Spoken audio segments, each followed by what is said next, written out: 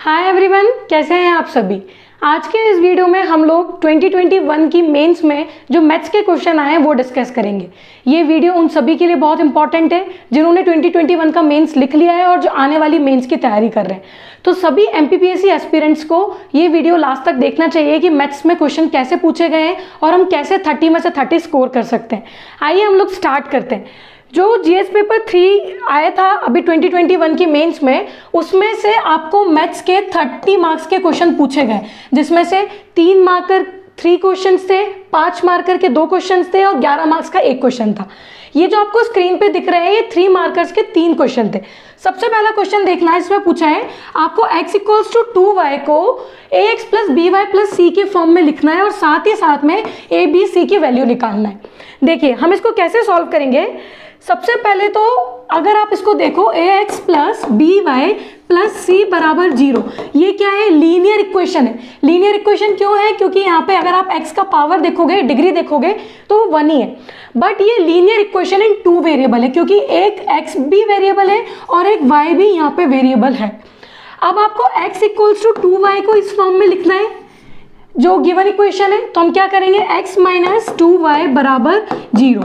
अब हम इस इक्वेशन को डायरेक्टली इसके साथ कंपेयर कर लेंगे और x और y के कोफिशिएंट्स निकाल लेंगे। जब हम x और y के कोफिशिएंट्स निकाल लेंगे तो हमको a और b की वैल्यू पता चल जाएगी और आप लोगों को दिख ही रहा है जो कांस्टेंट c होता है वो यहाँ पे क्या है, 0 है। तो मैं ऐसा लिख सकती हूँ x - 2y + 0 = 0। तो अब आप बोल सकते हैं a का वैल्यू कितना है, 1, b का वैल्यू कितना है, -2 एंड c का वैल्यू कितना है, 0। तो this is my final answer. काफ़ी ईजी क्वेश्चन था, बस अंडरस्टैंडिंग क्लियर होना चाहिए कि ax + by + c = 0 में x और y के 2 कोफिशिएंट है a और b और c आपका क्या है, कांस्टेंट टर्म। ठीक है, देखिएगा दूसरा क्वेश्चन, मल्टीप्लाई 7√5 × 3√5। ठीक है, मल्टीप्लाई करवाना तो आपको 3√5 को 7√5 के साथ। अब ये वाला क्वेश्चन देखो, ये भी काफ़ी इजी है क्योंकि इसका सॉल्यूशन हम सिंपली कैसे लिखेंगे, 7√5 × 3√5। अब हमने सर्च एंड इंडाइसेस में बहुत सारे ऐसे क्वेश्चंस प्रैक्टिस करें, ये तो काफ़ी इजी है। जब मैं साथ में 7 और 3 को देखूंगी तो मुझे पता लग गया कि 21 × √5 × √5 और मुझे मालूम है √5 × √5 हमको ये क्या दे देगा, 5। वैसे भी सर्च एंड इंडाइसेस का अगर लॉ भी देखोगे तो आप लोगों को मालूम है 5 की पावर 1/2 × 5 की पावर 1/2 बराबर, बेस सेम है तो पावर्स क्या हो जाएंगी, ऐड हो जाएगी, 1/2 + 1/2, ये क्या आ गया, 5 की पावर 1। बस तो मैंने क्या लिख दिया, 21 × 5 विच इज इक्वल्स टू कितना हो जाएगा, 105। This is my final answer. तो जिनका भी ये दोनों क्वेश्चन सही हैं, जिनके आंसर्स ये निकल के आए हैं, आप लोगों के जो मार्क्स हैं आपको पूरे में से पूरे मिल जाएंगे। और मैथ्स ही एक ऐसा सब्जेक्ट है जहाँ पे जब आपके न्यूमेरिकल्स होते हैं तो आप अपना सम मतलब आपने कितना स्कोर करा है वो कैलकुलेट कर सकते हो। देखिएगा लास्ट क्वेश्चन 3rd मार्कर में जो था, 3 मार्कर में, what is the formula to find the class marks of a class interval. ये क्वेश्चन इन्होंने स्टैटिस्टिक्स से पूछा है। स्टैटिस्टिक्स में जब हम लोग क्लास इंटरवल और जब हम लोग मीन मीडियन इन सबको पढ़ते हैं तब हम वहाँ पे देखते हैं कि क्लास मार्क्स क्या होता है। तो हमेशा याद रखिएगा कि क्लास इंटरवल अगर लेट्स सपोज 0 से 10 दिया है, ठीक है, या कोई क्लास इंटरवल जिसका विड्थ मान लेते हैं 10 से लेके 30 दिया हुआ है, तो ये जो पहला वैल्यू होता है this is your lower limit, इसको बोला जाता है लोअर लिमिट, और जो बड़ा वैल्यू होता है इसको बोला जाता है अपर लिमिट। और इन दोनों के बीच का जो डिफरेंस है, एज इन 10 - 0 वो कितना आ रहा है, 10 आ रहा है, इसको बोला जाता है क्लास विड्थ। क्या बोला जाता है, क्लास विड्थ बोला जाता है, या आप इसको क्लास हाइट बोल लो, दोनों ही बराबर, क्योंकि डिफरेंस कितना आ रहा है, 10 का आ रहा है। सिमिलरली अगर इसमें आप बात करेंगे तो 10 is the lower limit, 30 is the upper limit, और क्लास विड्थ कितना होगा, 20 का होगा। तो बात आती है कि क्लास मार्क्स का फॉर्मूला क्या है। तो याद रखिएगा आज के बाद कि क्लास मार्क्स बराबर होता है lower limit plus upper limit divide by 2। बस आपको उसमें इतना ही लिखना था। और अगर कोई वैल्यू दिया होता, लेट्स सपोज इसको ही कंसिडर कर लेते हैं, तो लोअर लिमिट कितनी है 0, अपर लिमिट कितनी है 10 divide by 2, 10 divide by 2 is 5, तो क्लास मार्क्स आपका क्या आ गया 5 आ गया। ठीक है, तो 3 मार्क्स में काफ़ी इजी क्वेश्चन था कि क्लास इंटरवल का अगर क्लास मार्क्स निकालना है तो उसका फॉर्मूला क्या होगा, तो it is lower limit plus upper limit divided by 2, और कोई वैल्यू कैलकुलेट करने को पूछा ही नहीं था, तो बस हम हमारा आंसर इतना ही छोड़ देंगे। Okay, moving on to the 5 marker questions. अगर आप देखेंगे तो 5 मार्कर में आपके पास 2 क्वेश्चन थे, दोनों ही क्वेश्चन बहुत इजी थे। सबसे पहला एक क्वेश्चन जो था वो प्रॉब्लम ऑन एजेस पे था, हम लोगों ने प्रॉब्लम ऑन एजेस भी डिस्कस करा है, तो जिसने वो वीडियो देखा होगा उसके लिए क्वेश्चन बहुत ईजी है। देखना क्या पूछा है, Shyam's father's age is 5 years more than 3 times Shyam's age. जितनी श्याम की एज है उसका 3 टाइम पहले आप करेंगे और उसमें 5 प्लस कर देंगे, तो आपको क्या मिल जाएगी, श्याम के फादर की एज। और श्याम के फादर की एज भी दी हुई है 47 years ओल्ड, एज इन आपको इक्वेशन फ्रेम करनी है और बराबर 47 कर देना है, आपको बतानी है श्याम की एज कितनी है।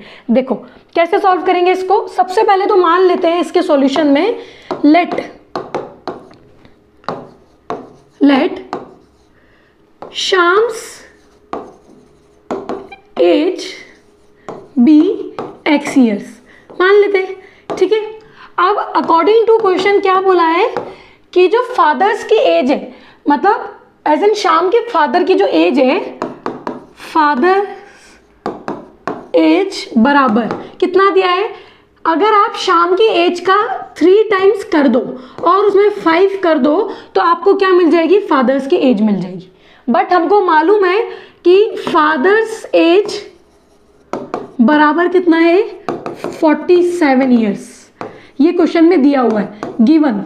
ठीक है, ये डेटा गिवन है, तो अब मैं क्या करूंगी, इक्वेशन 1 और इक्वेशन 2 को कंपेयर करके लिख दूंगी। कैसे लिखूंगी देखिएगा ध्यान से, फ्रॉम 1 and 2, 47 बराबर 3x प्लस 5, करेक्ट है।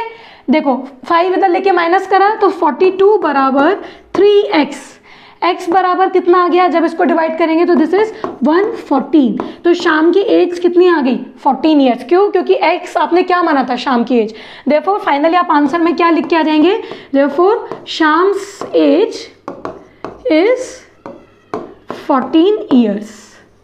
बस इसको अंडरलाइन कर दीजिएगा और फाइनल आंसर को हमने बॉक्स के अंदर डाल दिया। बस ये सॉल्यूशन था, काफ़ी इजी क्वेश्चन था क्योंकि एक इक्वेशन आपको फ्रेम करनी थी और फादर्स की एज का डेटा दिया हुआ था।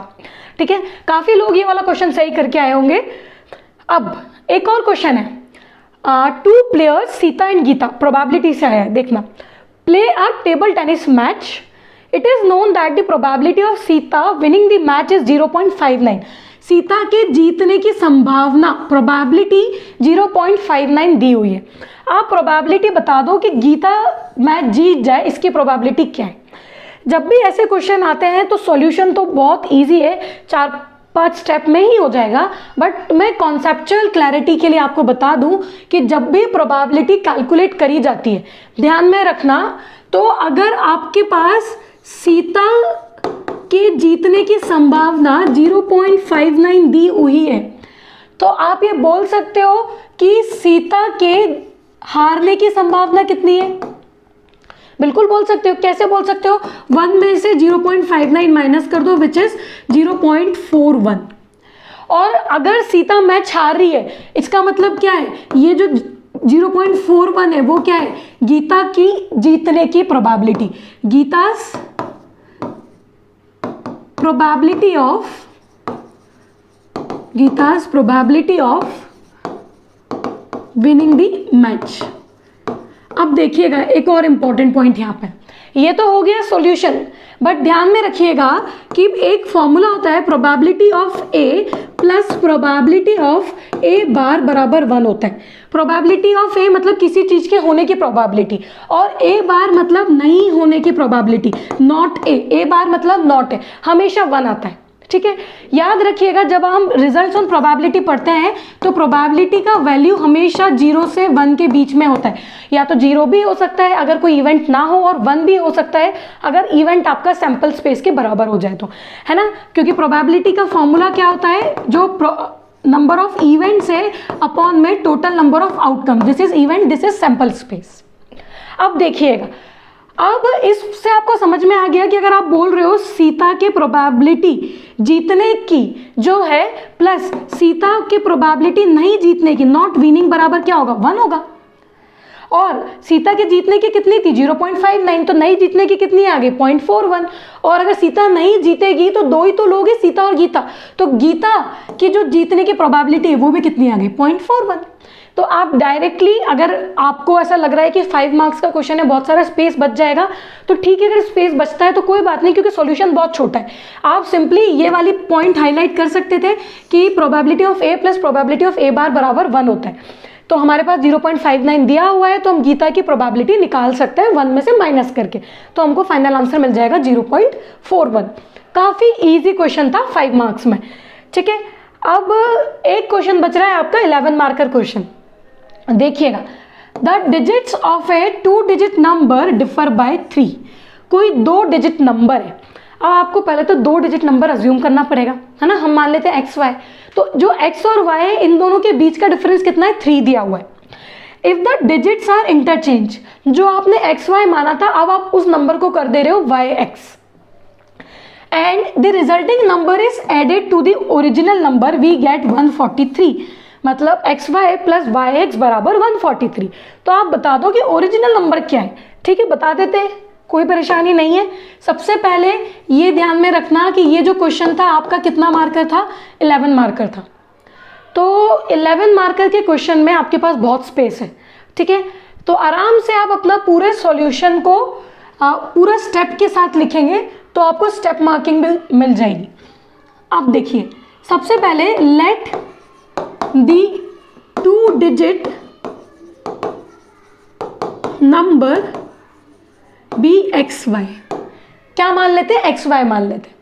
अब ध्यान से देखिएगा, अगर एक्स वाई आपने कोई नंबर माना है तो क्वेश्चन में क्या दिया हुआ है, अकॉर्डिंग टू क्वेश्चन ये जो एक्स वाई है इनके बीच का डिफरेंस कितना है, 3 दिया हुआ है, दोनों जो इंडिविजुअल डिजिट्स है।